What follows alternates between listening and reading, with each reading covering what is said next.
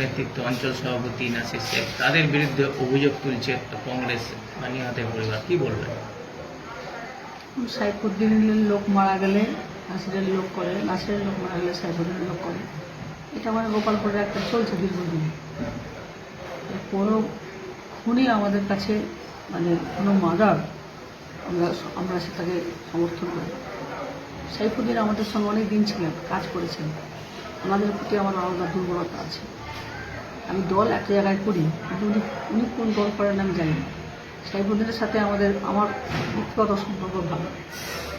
আমি সাইফুদ্দিনের সাথে 4-5 দিন আগেও কথা বলেছিলাম, গণ্ডগোলকে কেন্দ্র করে যাতে দুই দল মিলে একটা বসে কিছু করা যায় বা এটা করুন।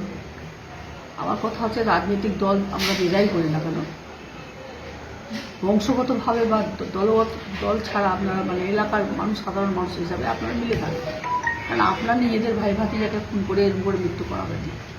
4-5 দিন আগে সাইফুদ্দিনের সাথে কথা বলেছি, তো বললো ঠিক আছে আপনি আসেন, কথা বলুন।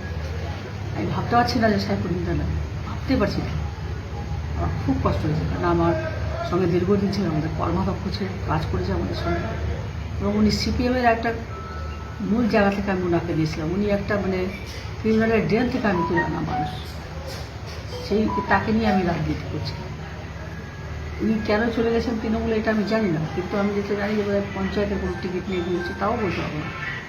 কিন্তু উনি ব্যক্তিগতভাবে আমার সাথে রিলেশন হয়। ওনার মৃত্যুটাকে আমি কোনো মতেই আমি মেনে নেব না। আমি চাই পুলিশ মানে এর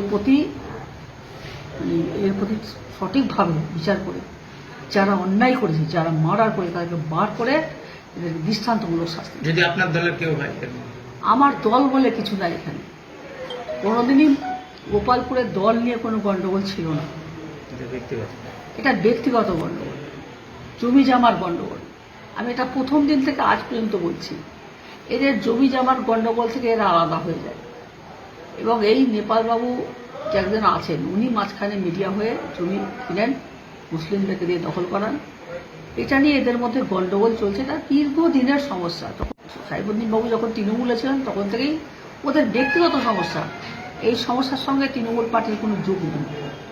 আমরা দেখবই তো, কিছুক্ষণ পরে দেখতে পাবেন যে কংগ্রেসরা এসে তার ডেড বডি নিয়ে মিছিল করে এটা নক্কারজনক ঘটনা হ্যান ত্যান বলে নিন্দা প্রকাশ করবে।